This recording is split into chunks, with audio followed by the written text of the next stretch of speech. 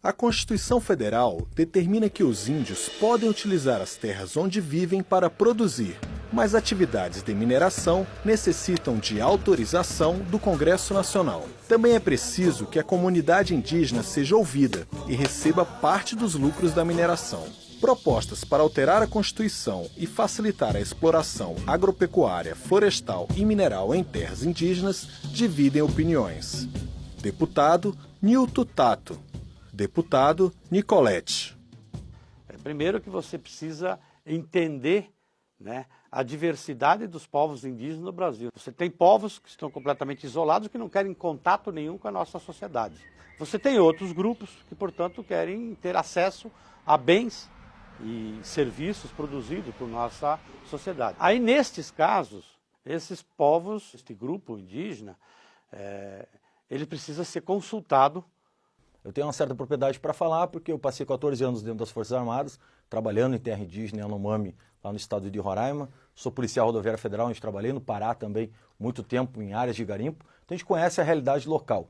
A gente sabe hoje da necessidade dos índios em poderem prover também essa promoção cultural, na verdade, que eles já não estão mais, né, indígenas nativos, mas querendo desenvolver ações na sua terra, seja agricultura, seja exploração mineral, e não tem esse apoio necessário do governo. E essa consulta prévia que o senhor falou, eu também concordo que a gente tem que escutar, sim, os povos indígenas, só que não é uma autorização. A gente precisa se colocar no lugar deles. É como se você forçasse a barra para você botar dentro da casa da gente. Vamos pegar assim, uma draga para extrair minério dentro da sala da minha casa. Hoje a gente tem 20 mil garimpeiros dentro da terra indígena Yanomami, que é proibido hoje.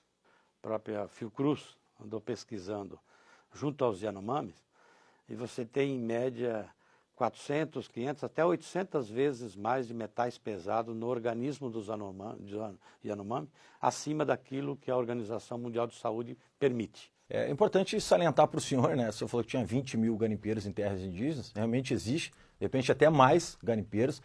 E digo para o senhor aqui a triste realidade que hoje o indígena vive. Ele vive de uma moeda de troca da mineração dentro da terra indígena, então eles abrem a comunidade para que essas pessoas possam estar garimpando. E no momento que a gente deixa esse garimpo ilegal da forma que está hoje, a gente está prejudicando o meio ambiente. Então nós estamos com olhos fechados para essa situação, nós estamos deixando famílias desempregadas porque não estão conseguindo ir para a região de garimpo hoje, que é da onde elas tiram o sustento delas. Claro que são lá dentro exploradas por grandes empresas que retiram esse ouro sem deixar R$1 de imposto para o Brasil, para o estado e para o município, e acabam esquentando esse ouro e vendendo para fora do Brasil. Então hoje eles estão tirando o ouro de uma forma errada, degradando o meio ambiente, e o estado não está recolhendo imposto algum. O Estado brasileiro tem a obrigação de proteger esses povos indígenas e esses territórios. E tem a FUNAI para fazer isso. Então tem um problema anterior aí, já que a gente não assume a responsabilidade de controlar, vamos mudar a lei, porque assim é um jeito da gente arrecadar um dinheiro. Podemos mudar a legislação permitindo que se faça, mas o fazer, o concretizar a atividade, tem que passar por esse pressuposto de ter a consulta prévia. Uma coisa são os garimpeiros, que é gente desesperada atrás do meio de vida. E por trás desse aí você tem os ladrões mesmo, os grandes, aqueles que viabilizam os negócios. Esse governo está reestruturando a FUNAI para que a gente possa, sim, estar com a FUNAI dentro da comunidade indígena e não com a FUNAI dentro da cidade, dando assistência para índio pedinte. E aí nós voltamos um pouquinho na história, eu vou falar um pouquinho mais no meu estado, onde a gente verifica que organismos internacionais adentravam, sim, comunidades indígenas, e a comunidade passava para a gente que tinha organismos religiosos de fora do país, de dentro do país, fazendo com que os indígenas pudessem passar a biodiversidade, pudessem deixar eles explorar a questão mineral também. Que hoje o indígena, ele precisa sim, precisa mais evoluir a sua comunidade. Não são todas que são isoladas, são poucas. A maioria precisa o quê? Precisa de uma assistência de saúde, escolas, estradas. Você tinha recursos dentro da FUNAI, que os povos que ajudavam, inclusive os povos indígenas, a tocar os seus projetos, para eles poderem ter atividade econômica a partir daquilo que eles querem, daquilo que eles têm. Para poder fazer com que a educação chegue lá, mas não é a mesma educação nossa.